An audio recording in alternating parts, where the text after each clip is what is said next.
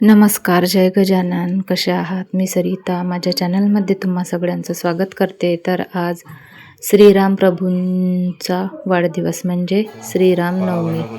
तर नवमीची अशी पूजा मांडली आणि त्यानंतर मी इथे श्रीखंड करायला घेतला. तर हा चक्का आहे, दही आहे.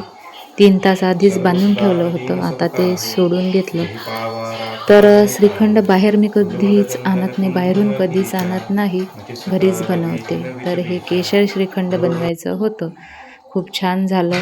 याची रेसिपी मी सरिताची पाककला या चॅनलवर अपलोड केली आहे. तुम्हाला जर असं श्रीखंड करायचं असेल तर चॅनलवर जा माझ्या आणि तिथे सर्च केलं तर तुम्हाला या श्रीखंडाची रेसिपी पाहायला मिळेल. खूप भारी झालं खायला, तुम्ही पण अशा प्रकारे करून पहा.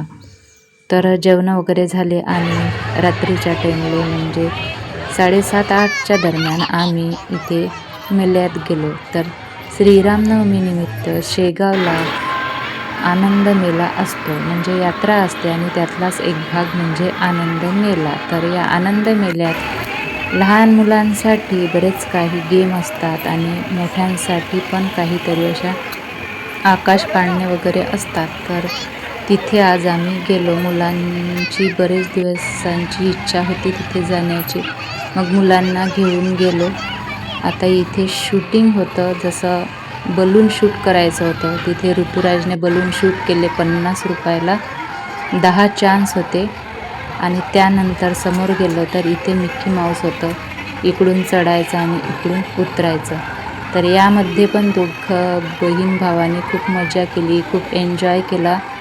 पहा त्यांची मस्ती, मस्त वर जात आहे, उड्या मारत आहे आणि खाली उतरत आहे. आमची चिवताई बिलकुल घाबरत नाही.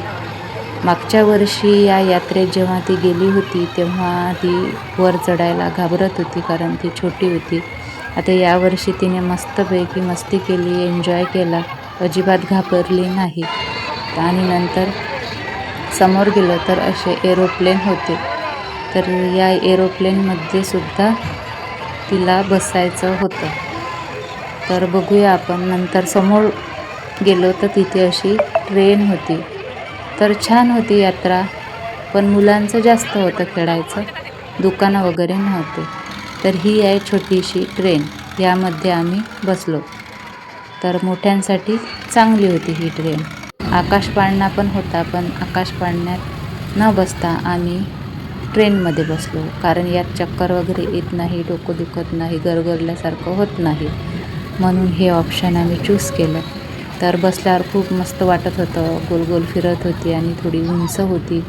आजूबाजूचं वातावरण, आजूबाजूचा नजारा तो खूप छान वाटत होतं, मस्त वाटलं. मला तर खूप आनंद झाला यात बसून. तुम्हीसुद्धा या यात्रेत गेले, या आनंद मेळ्यात जर गेले तर या रेल्वेत नक्की बसा तुमच्या फॅमिलीसहित, खूप छान वाटतं.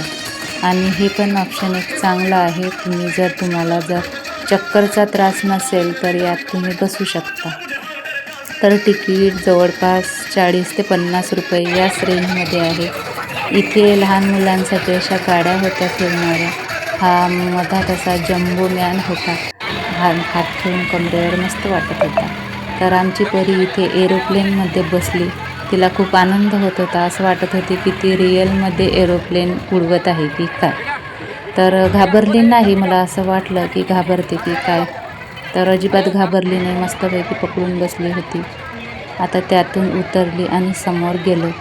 खूप मोठा आकाश पाळणा होता, पहा किती मस्त आहे, पण भीती वाटते त्यात बसायची. समोर गेलो तर इथे मस्त बोटिंग होतं, मस्त डक होते, खूप छान वाटतं हे मुलांना. तर मुलांसाठी मस्त होतं इथे. तर यात माझी मुलं तर काही बसली नाही. आता इथे होता एक गेम, छोट्यांसाठी आणि मोठ्यांसाठी कोणी पण खेळू शकता. 50 रुपयामध्ये असे 6 बॉल मिळतात आणि 5 बॉल असतात आणि तेवढे चान्स. आता हे बॉल असे इथून टाकायचे आणि तिकडे ज्या नंबरमध्ये जातात ते सगळे एक एक नंबर, समजा ॲडिशन होते सगळ्या नंबरची, आणि जेवढी ॲडिशन झाली, जो नंबर आला, तर त्या नंबरवर जे बक्षीस असतं वर, ते बक्षीस तुम्हाला मिळतं. आता बघूया याला काय बक्षीस मिळतं. तर तर हा गेम मला खेळायचा आता, पण ऋतुराज म्हणाला नाही मीच खेळतो. तर याचं बक्षीस पहा. मला तर हसूच आलं याचं बक्षीस पाहून. चला आता आमची यात्रा झाली, मेला झाला, मुलांचं मनोरंजन झालं. आता आम्ही घरी निघालो, म्हणजे घरी जायला निघालो. चला आता भेटूया नंतरच्या व्हिडिओमध्ये.